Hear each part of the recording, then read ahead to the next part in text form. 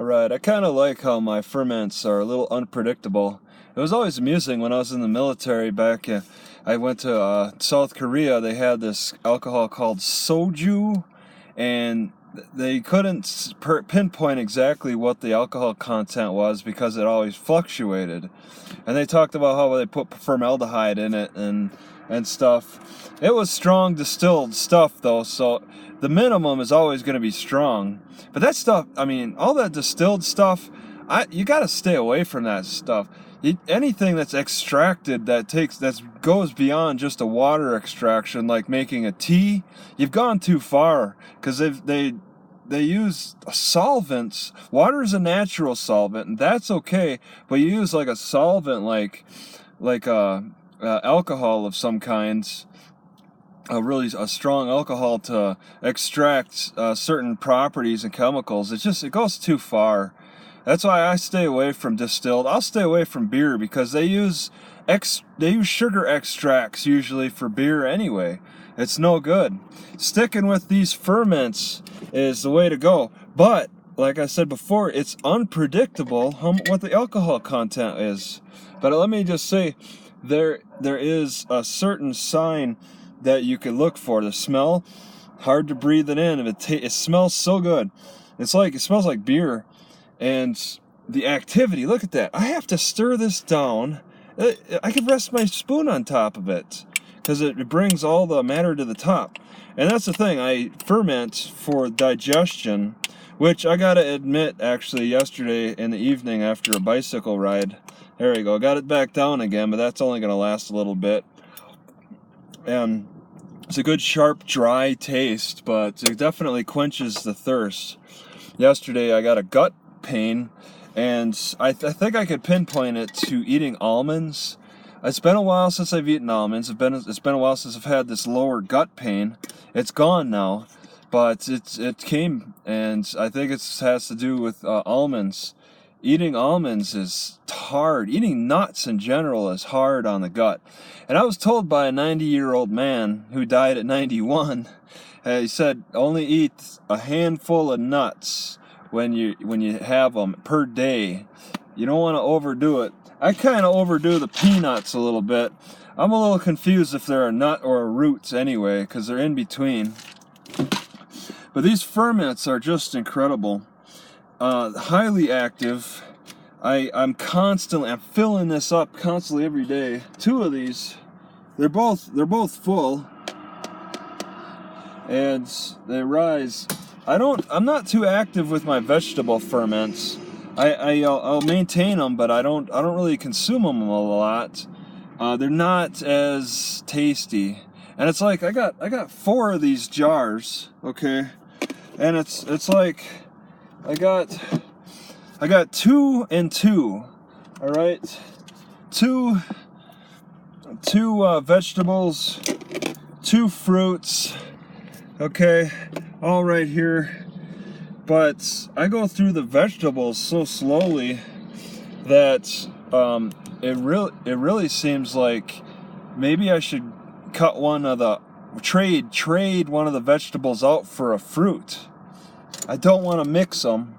They taste kind of bad. I don't know what vegetables and fruits mix together, but I really probably should keep the 2 vegetables just to be on the safe side. The fruits, I wonder, because when the harvest season comes, I could go to food bank. I could go to food banks. The food banks take excess foods, but also farmers markets or wherever. And if I just come across a place that has like an apple orchard that's like abandoned or something, which there's plenty of them out there. You don't underestimate that. So I've come across a lot of apples on the ground going to waste. It's really sad.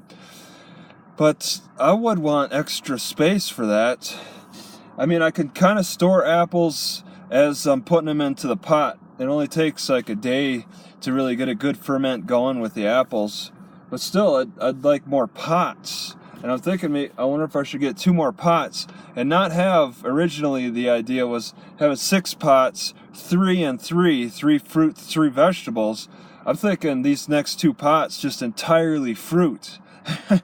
You know, just to allow these fruits to ferment a little bit longer, which would, I think, remove some of the alcohol and turn it into vinegar, which is fine. A fruit vinegar is fine to me. I don't mind getting drunk, but I don't mind not getting drunk, because I'm doing it all for the digestive issues. Because last year I had 2 gut inflammations that were severe. They lasted a week. It just goes up. It's just a major pain. I can't move, but even if I don't move, it's still painful. It's just a dull ache. And that happened at this time last year. I got reminded by the cop video I got. They said, hey, you know, why don't you set a reminder to your subscribers that you got this video a year ago. It's got 3 million views now. But I was laying on the picnic table in agony, and the cop came up. And that was a year ago that I had that inflammation. I haven't had that inflammation in I had it a second time like a month later. But since then, I've been good. And I think I've been especially good with these ferments. All right.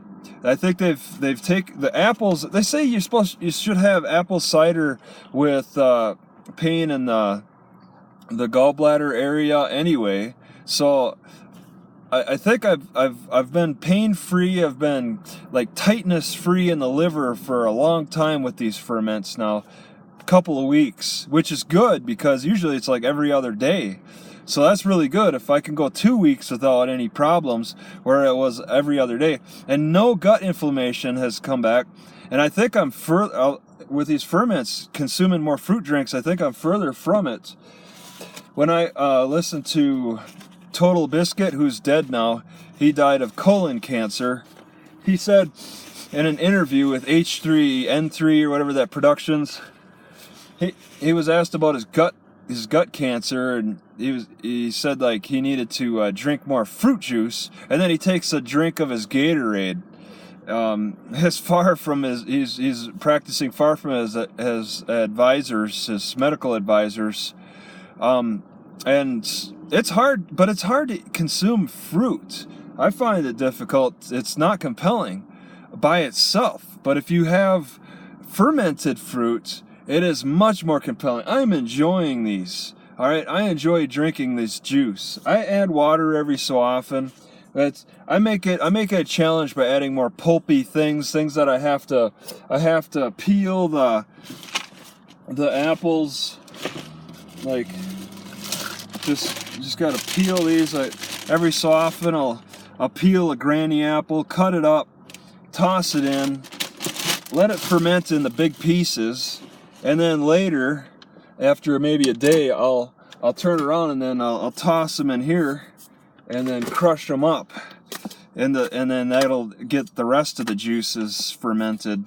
Sometimes I'll just eat the big pieces in there by itself. The outer core is fermented a little bit, and then the inside is sweet. That's kind of a nice combination. It's like having a fruity drink, but.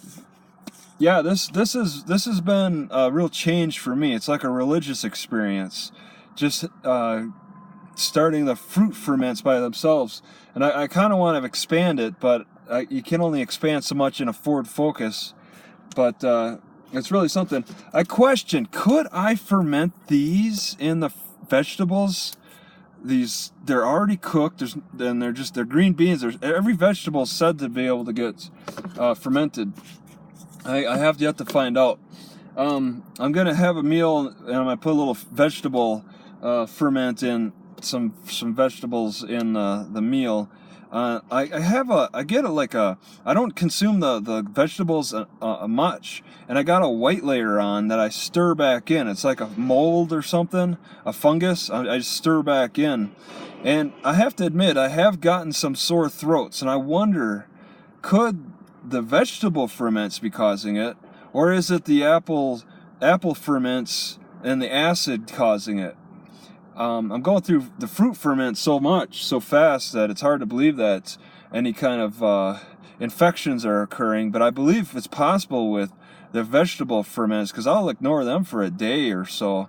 I'm every hour practically on the fruits, but the vegetables I'll ignore for longer periods of time, and they can get the layer, and then when I go to use them, I might have more fungus that could be causing a sore throat. I need more time to figure that one out.